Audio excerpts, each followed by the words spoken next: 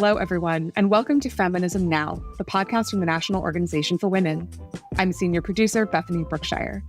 Even if you did live under a rock, it would be impossible to ignore the fact that this year is an election year. And of course, with every election, there are efforts to get out the vote. But in every election, between 35 and 60% of people who could vote don't. Why not? And what could change their minds?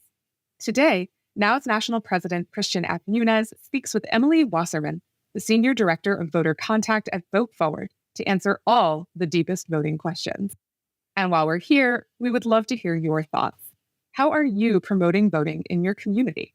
Contact us at feminismnow@now.org. And now, let's get out the vote. Hello, everyone. I'm Christian F. Nunez, the National President of the National Organization for Women. And of course, you know that voting is important. We have talked about it a couple different episodes in our action.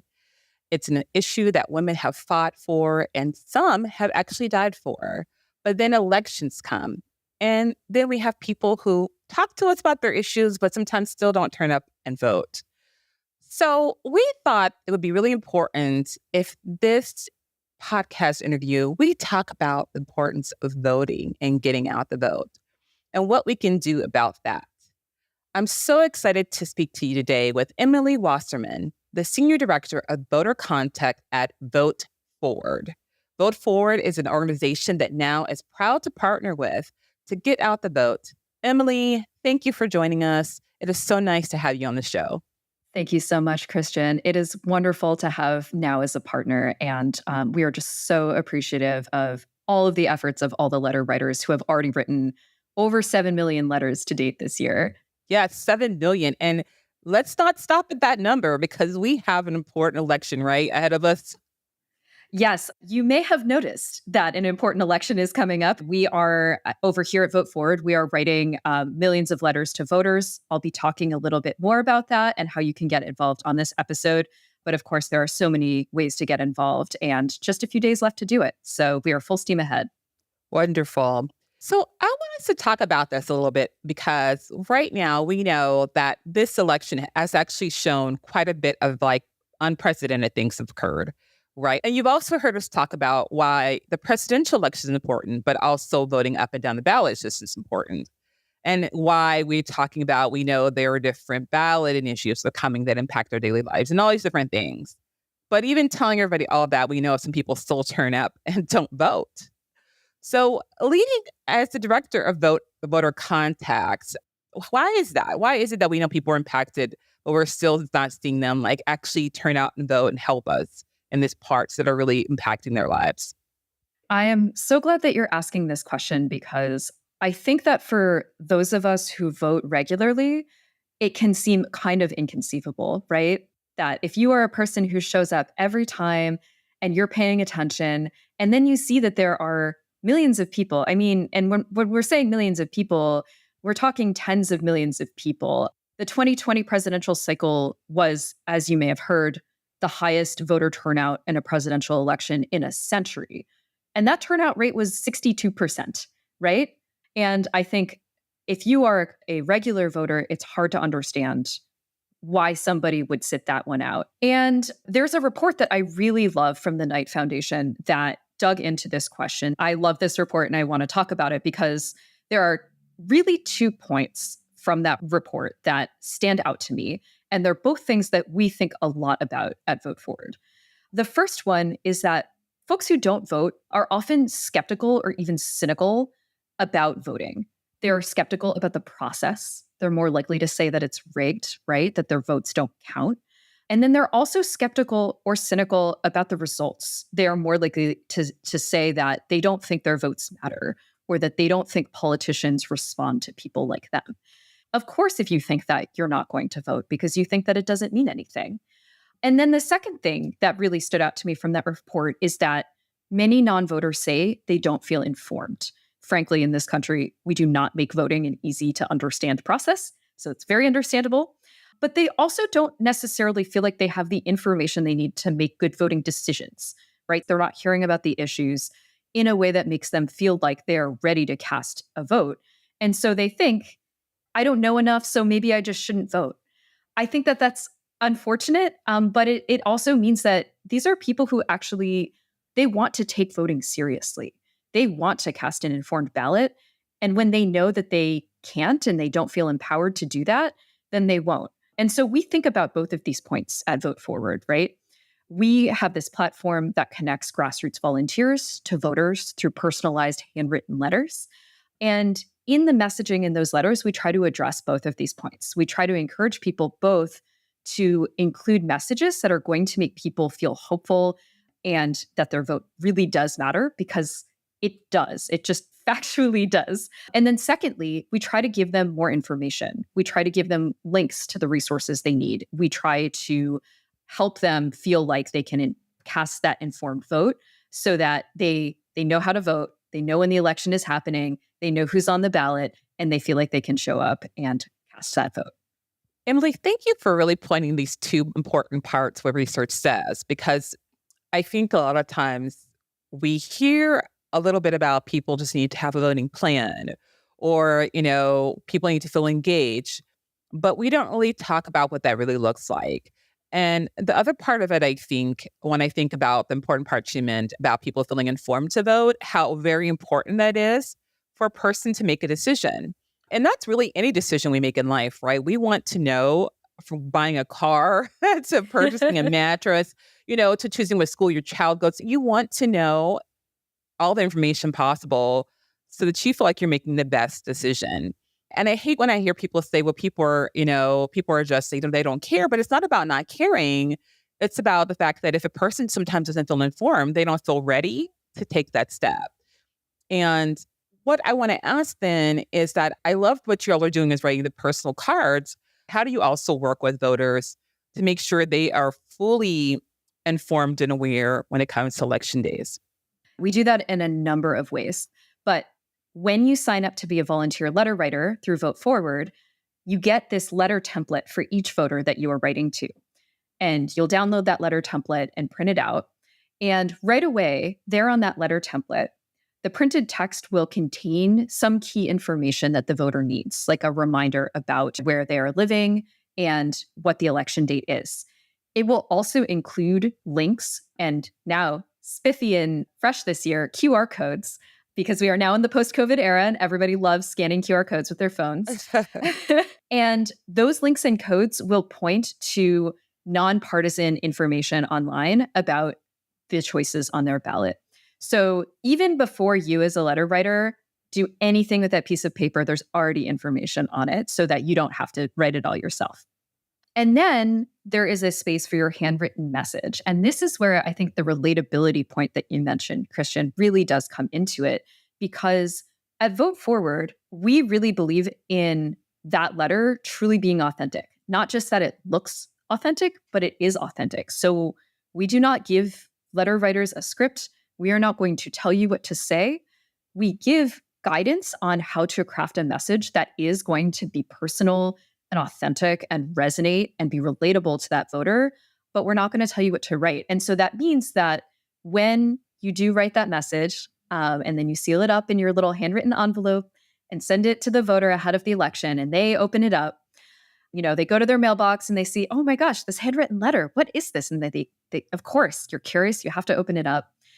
What they are really seeing is authentic. It is relatable. They really are hearing from a fellow United States voter who genuinely does care about voting in this election. And I think that in a world where, especially in some of these swing states, swing districts, places that get a lot of attention, voters are just inundated with TV ads, flyers, all of this communication. To receive that letter that genuinely is authentic and personal, that is where that relatability comes in. So it's both. It's like, we're giving you the official information you need to make a good decision, and we're giving you ways to find out more, and it's coming to you from a real person. And I think that's so important because we know that research also says that people tend to listen to other people, like, friends, coworkers, family members. Those are the people, the relatability, real people, the warm touch, right? That's what makes people actually motivated and connected to make a decision as well and help them make a decision. I want us to talk a little bit more about like why really truly is it important that people get out and vote? Like, and we hear it all the time, right? Emily, get out the vote, get out the vote. But like, I've heard it before. I mean, I'm sure you do, right? Every day. But let's really talk about like, why is it truly important that people are really exercising their voice through their vote in the ballot box? This is a great question because I think you're addressing, even for those of us who know that voting is important, I think sometimes we treat it a little bit like going to the dentist, right? It's like everybody says you have to go to the dentist, and you just do it because you're supposed to do it. But really, is this doing anything? And then your teeth fall out, right? You think, wow, I really should have gone to the dentist all this time and I should have flossed like they were always telling me. But so it's one of those things, right, where I think we can sort of lose track, right, of what is coming out of this process until something catastrophic happens. And then we go, oh no, a catastrophe has happened. So I think it is worth coming back to not just this sense of, there's these big things that happen. And when you vote, you affect those things, but also just day to day, week to week, at your local level, in your town, in your state, right? Like something that is a big issue here, right, like in many places in my town, is parking rates. People get really exercised about how much it costs to park in the parking garage. And the people who make those decisions are our county supervisors. Those people are elected. So even something really, really tiny and trivial like this, that has a real impact on your daily life, that decision is being made by somebody who is elected as a result of your vote. It really, really does matter. And then you can scale that all the way up to the laws that are passed on the state level, the laws that are passed on the federal level, the decisions that are being made about how to spend your tax dollars. All of that is being made by people who you elect. And so one example that I would love to bring up, of course, because the reproductive freedom is such an important topic in politics right now. And there are actually so many states that are putting this question now. Unfortunately, due to the demise of Roe v. Wade, it is now on the ballot and being directly decided by voters. The upside of that is that we truly see the impact of your vote. For example, last year, we ran a letter writing campaign focused on Ohio's reproductive freedom ballot initiative in November. And because 2.2 million people in Ohio voted to protect the right to access abortion, people in Ohio now have that choice, right? And it's very, very concrete and very personal. Somebody can walk into a doctor's office today in Columbus, Ohio, and get the medical care that they need because people voted that way. So I don't know how else to make it any more personal and any more visceral than that. I think Ohio is a perfect example, right? Because we also know what was happening in Ohio is they had a very extreme ban, right? Mm-hmm. And we all heard about the case of the very young child who was sexually abused and became pregnant. And they were living in Ohio. And when they went to seek, they could not when this ban was happening. But because of the voter turnout for this ballot initiative and things like that to try to give those rights and the people showing up and turning out and showing their collective power of their vote, this is proof how you can change something. So now they have this right again. They have that right that is protected because of the people turning out for their vote. Yes. Thank you so much for pointing that out. And I think it is important to highlight these individual stories because, again, millions of people is a statistic, right? But when you think about that one person, that one child, and the impact on their life, it suddenly becomes very real. And that just goes to show, right, the power of an individual story and of seeing the people and not just the statistics. As much as I am a researcher at heart and I love statistics. I do too. Right. We love numbers. We love numbers, but we have to also then get back to that level of realizing that there are real people behind those numbers. Absolutely. You cannot forget about the person, right? Yes. Behind the number. Yes. Ohio is such a great example. I also want to point out that there are, I believe, 10 states this year that have reproductive freedom related ballot initiatives that people will get to decide on. We are running letter writing campaigns in Florida and Missouri, which are two of those states. And you mentioned, right, providing information to voters. For these ballot initiatives, our letters contain something extra, which is an excerpt of the text of these ballot initiatives and clear language that illustrates what a yes vote and a no vote means. And I think that this is so important here because often ballot initiatives are written in ways that are difficult to understand. Voters get to the booth and they read it and they go, what? Like, what am I even voting on here? And of course, then they can't make an informed decision. But when you put it in clear terms, right? Voting yes on this means your right to access abortion, contraception, IVF, reproductive care is preserved. A no vote means that a ban can go into effect. People are smart. They can understand these things if you put it in language that doesn't intentionally try to obfuscate it. Absolutely. Absolutely. So thank you for sharing that. This is Christian, and this is our call to action. There's an election coming up, and listeners, you probably have feelings about it. And you know, the more we read or watch the news, the more helpless we can feel. But we do have one thing that we all can do. We can get out the vote. So this is your chance to do your part. Get out the vote. Research says the number one thing to get people to vote is a personal connection. You can make calls. You can send letters to potential voters. But what really works is to talk to your friends, talk to your family, and get them to vote. You can take action now. And now, back to our interview. So we are back with Emily Wasserman, the Senior Director of Voter Contact at Vote Forward.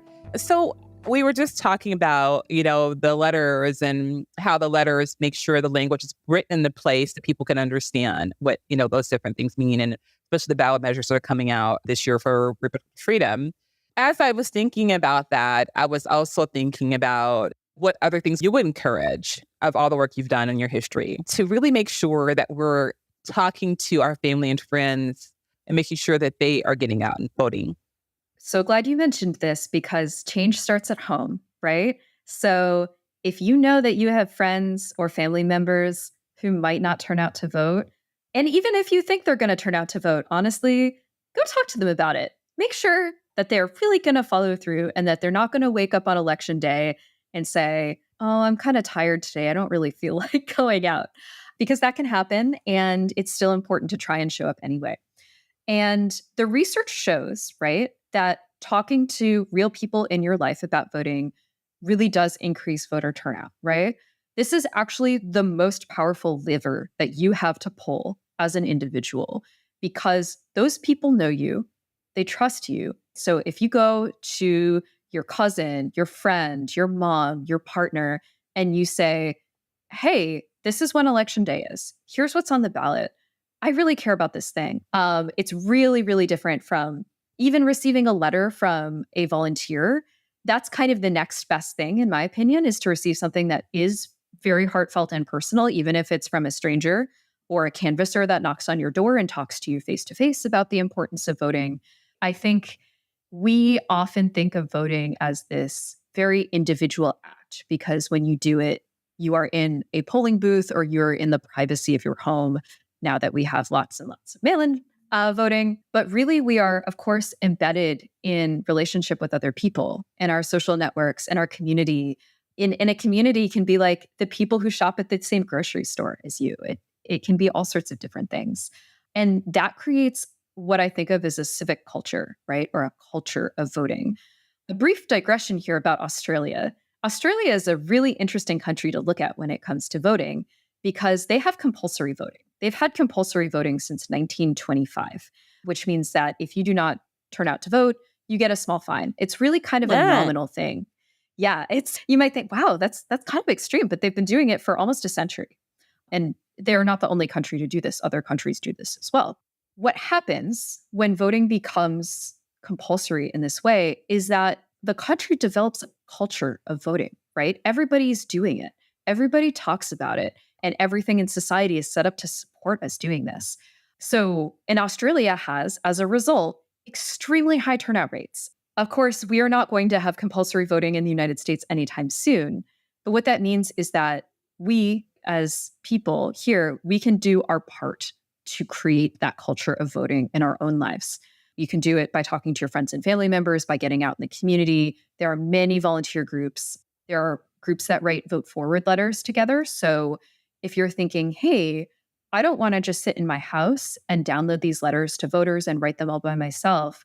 I want to get together with a group of other people and make that even more effective and even more joyful. You can do that. You can go out and knock doors. There are so many things you can do. And together we can create that culture of voting from the bottom up. Absolutely. So I think this is a good example. But what I will say, I think that I have to be honest about the United States of America for a second. Please. And I think that we have a lot of other things to work on before we get to compulsory voting. Because it's the wish list. It's the wish list, Christian. I was very good this year. Because we need to get some universal childcare, some living wage. What else Australia has? Universal health care, some other things to make it easier for people to survive and thrive so that they can take off time to go out and vote. Because, but that's also why some people don't turn out. We're really talking about it, right? When you can't afford to take off, especially speaking from a women's organization, and we talk about economic justice, and we think about some of the voter suppression laws that are happening. Some people can't take off time in the middle of the day from work. Some jobs don't give them voting days off on their calendar of work. And so it makes it very hard. And in some states, if you don't really have the option to do mail-in, right? Or you only have one polling location for, 25 mile, not even that, one county radius in some places. Like 200 miles if you're in Texas. Right, exactly. That they intentionally made it difficult for certain marginalized communities to be able to exercise their voice. We think about that, and we also have to look at that too as part of our role is to make sure that we are shifting our country in a place to make it progressive, make it a thrivable country for everybody, so that we can get to places where we can hope that we have a culture of voting. But I think that's also part sometimes of the reasons why people feel like, well, they don't do anything that helps me because here I am trying to feed my child or trying to pay my rent, and I've been earning the same minimum wage since 2007. And so, but this all goes into why voting matters too, because we can't ever get those people out who vote for who don't support those needs of ours if we don't get out and vote. So it's kind of like a double-edged sword. I do get that, but it's also so important to, if you have an option to have a mail-in ballot, that you request your mail-in ballot and use it to mail it in so that you don't have to worry about taking off work. And that we're also educating people about their options to do early voting or mail-in ballots so that they can get their vote out there and their vote can be counted. Because right now we have too many people who are elected into office who are not looking out for the rights of their constituents. So I just wanted to throw that out. Yes. Thank you. Just a little thing that I'll just throw out there. Need for a livable country. I love it. And because you got real. Let me get real for a second also. Yeah, please do. That's all true, right? And I certainly don't want to give the impression either that voting, like that you show up to vote and all of these things are instantly solved. We know that's not true.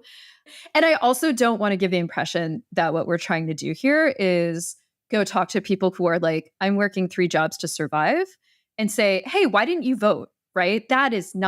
We are not in the business of shaming people.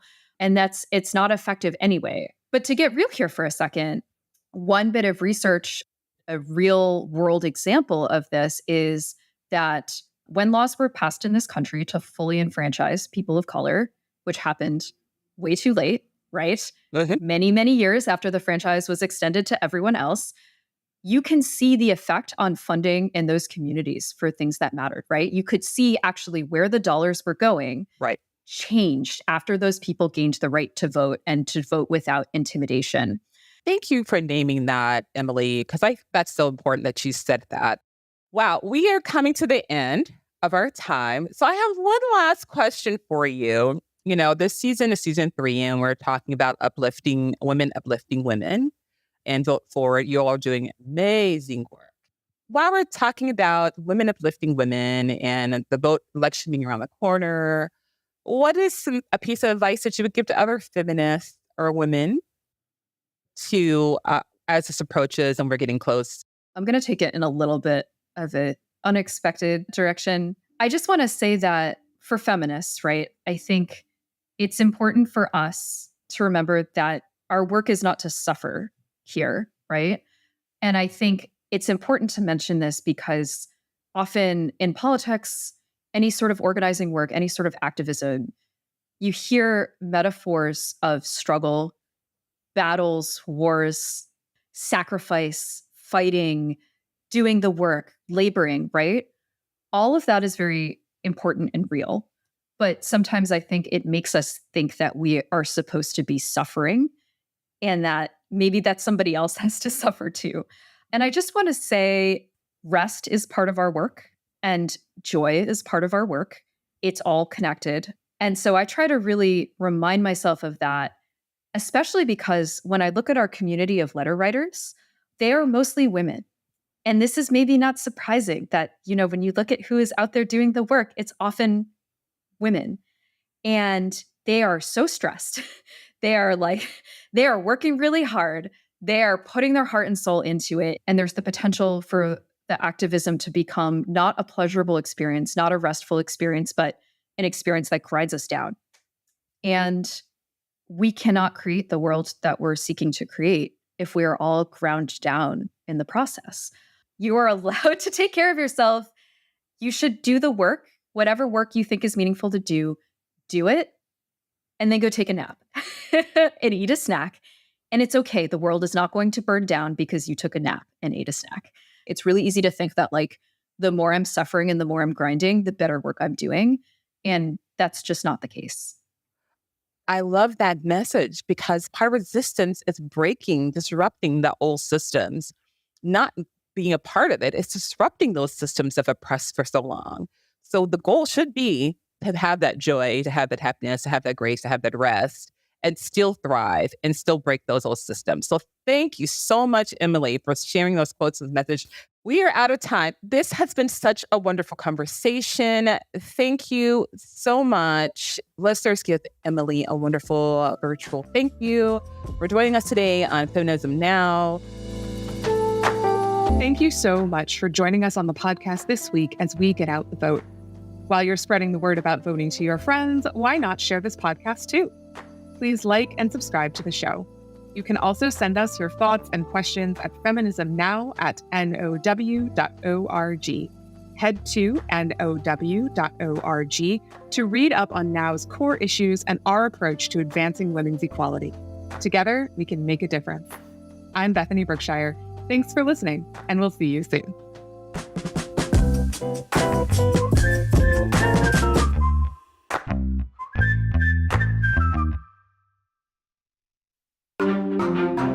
Topica.